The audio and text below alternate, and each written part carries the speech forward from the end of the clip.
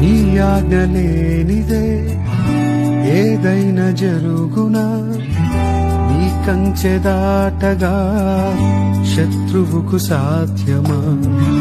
నీ ఆజ్ఞ లేనిదే ఏదైనా జరుగునా, నీ కంచె దాటగా శత్రువుకు సాధ్యమా? ఏమైనా చేయగలవు, కథ మొత్తం